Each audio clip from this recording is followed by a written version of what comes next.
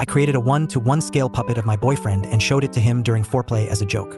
Now he hasn't texted me in 12 hours, and I'm worried that he is feeling insecure. How do I get him to text me back? The title pretty much says it all, but here are some more details. My boyfriend of 6 months and I have had a pretty straightforward relationship up to this point. I have always been what some people would call quirky, so pranks are sort of my thing. He, John, has expressed that he really likes this part of me, and I am just happy to be with someone who can handle all of my energy and zest. Sometimes I worry that he does not actually think I am as funny as he says, but he always reassures me that this is not the case. One of the ways we really like to express our humor to each other is in the bedroom. For example, I love to do impressions of mostly Disney characters, such as the paperwork lady from Monsters Incorporated. Haha, he sometimes does impressions too, but he is not that good at voices. Here is where I think I may have taken it too far. I recently bought a sewing machine to try making cosplay costumes and other things, but something occurred to me while I was working with it. This was the plan. We often have intimate moments with a ritual of giving each other back rubs, and we switch off who gives the massage. After the massages, we progress into more romantic actions, starting with kissing and leading to full intimacy. One very important fact is that John wears glasses, so I usually make a point to take them off and put them on the table for safety. During this particular romantic moment, I got a really funny idea about how to take his glasses off next time, and I could not stop laughing. He asked me what was so funny because he has some insecurity about his appearance, but I assured him that it was nothing like that. We continued with our fun, and John eventually went home, but I could not stop thinking about my plan. The next day, I went to the fabric store and bought a bunch of skin-colored felt, wire framing, and cotton to make a Muppet-style version of my boyfriend. My idea was to use this puppet to hold his glasses next time we had an intimate moment. Honestly, the puppet was looking pretty good, and I even found some clothes at Goodwill that matched his style. I dressed the puppet in these clothes, hid it under my collection of Squishmallows in my room, and invited him over. Now, without going into too many intimate details, we began our usual romantic routine. As I was reaching to take off his glasses, instead of putting them on the nightstand, I said something like, "I am just going to put these right here." While stretching over to the Squishmallow that covered the puppet's head, I placed the glasses on top of the Muppet's felt eyes. John seemed confused and looked back to where I put the glasses. Then he saw the puppet. He was silent for a second and then asked, "Is that supposed to be me?" I started laughing and said, "Do you like it?" As I took the puppet out of the Squishmallow pile and revealed its full form, John asked, "Did you make that?" And I stood it up next to him, saying, "See? It looks just like you, basically." But he still was not laughing much. I think he noticed that the puppet ended up being a little taller than him. John is 5 feet 7 inches, and the Muppet accidentally turned out around 6 feet 1 inch. I noticed his disappointment, so I tried to lighten the mood by doing a Disney impression in my best goofy voice. "Well, looks like we should call him Big John." Hayuk. John just took the glasses off the Muppet and let it fall to the floor. He placed his glasses on the nightstand and sat on the bed quietly. We continued with our evening, but it was much quieter than usual. He left after that, even though we had planned a sleepover. He said he was not feeling well. I texted him good night, but by the next morning, I still had not received a good morning text, which he usually always sends. Now, here is the issue. I have not heard from him at all. I am worried that the Big John puppet was a step too far, and that John did not find it as funny as I did. I feel like he is putting me in an uncomfortable position by not telling me how this really made him feel, especially when I thought it was a fun joke. Is this something I can salvage, or have I completely messed up? Update. So, it has been a wild few days, and I have been feeling a little down from the negative reaction that the puppet prank received, both from John and from some people online. After John left the other night, I did not hear from him for about a day and a half, and I was starting to believe some of the negative comments that I had read, calling me a weirdo or worse. I was so upset that I did not even want to look at the sewing machine, which I had planned to use for making some custom Disney ears. Speaking of Big John, the puppet, I hung him in my closet so I would not have to look at him. I felt so ashamed. Then, out of the blue, my phone buzzed, and I saw that it was John. He had texted, "Hey, can we talk?" I was nervous, but when he came over, the tension in the air was thick. We had not spoken in days, and I honestly thought things were going to end, especially after reading some of the comments telling me I had messed up. But John apologized for his behavior and explained something that really cleared things up.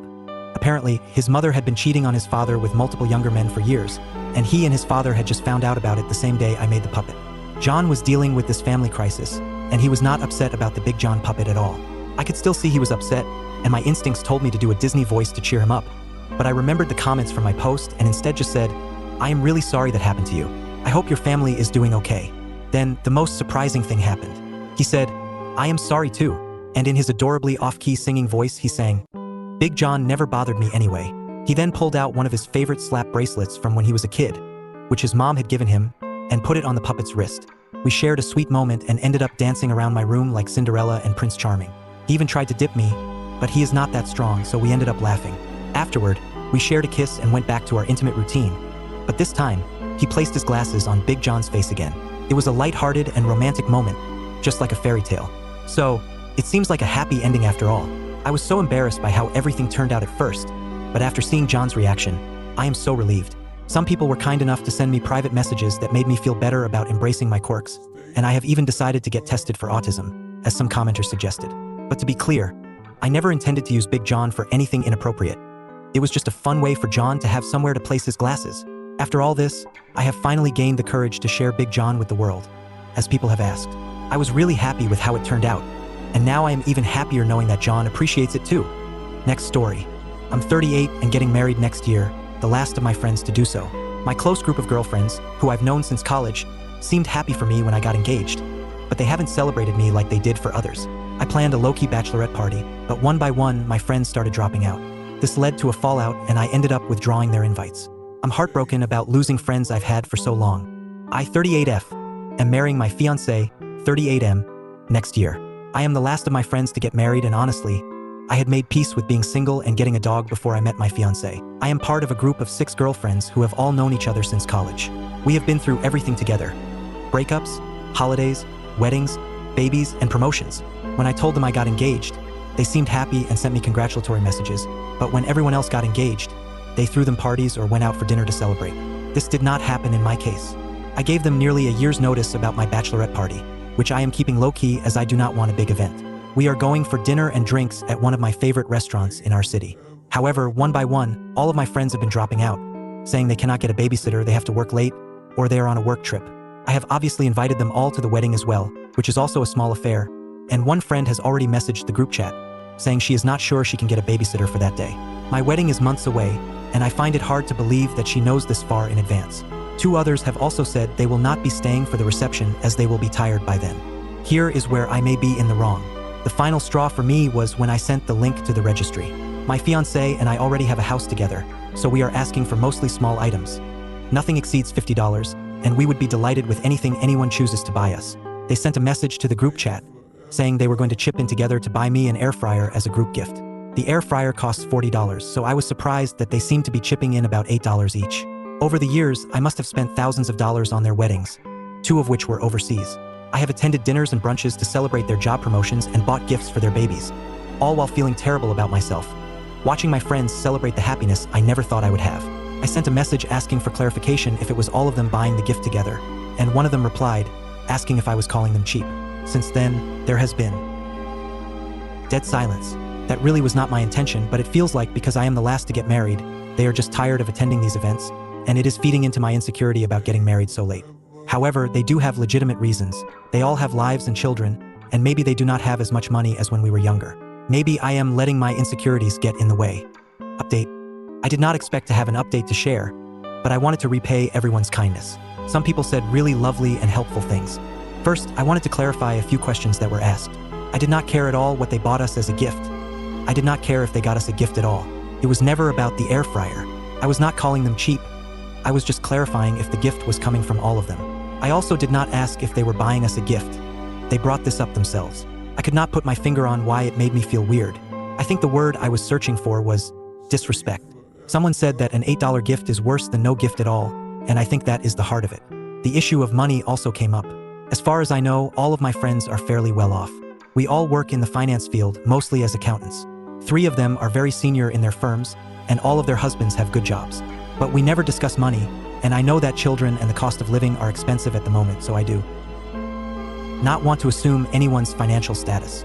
However, everyone seems to be doing okay. Another issue many people asked about is how often we see each other. The answer is quite regularly. We made a pact years ago to meet up at least once a month, no matter how crazy life gets, and we have mostly been able to stick to that.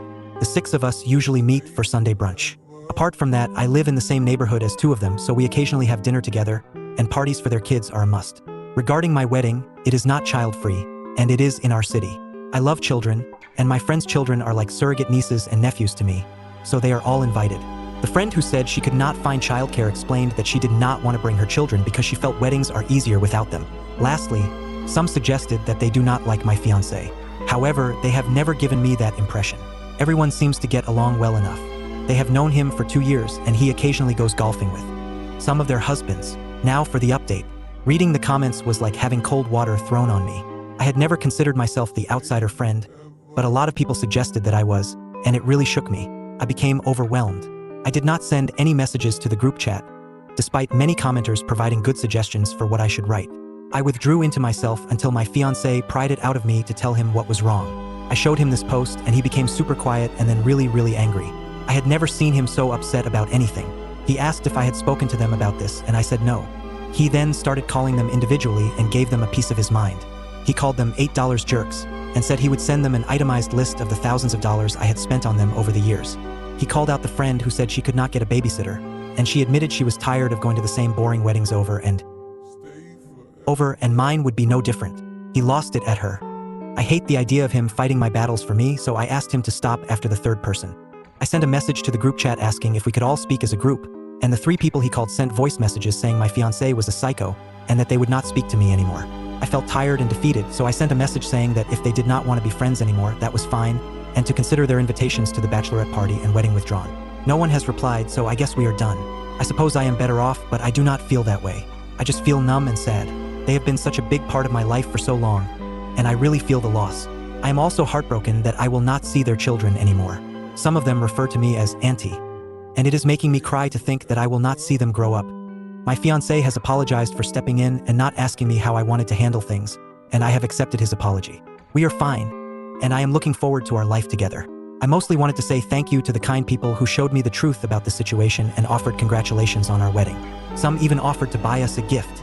I have never watched Sex and the City, but I will watch the episode some people mentioned. It seems like I will relate to it. Thanks for watching. If you enjoyed this video and want to hear more interesting stories and perspectives, make sure to hit that subscribe button, give this video a thumbs up, and share it with your friends. Don't miss out on more interesting videos. Click the video on your screen to check out my previous interesting content. And I'd love to hear your thoughts, so drop a comment below. See you in the next video.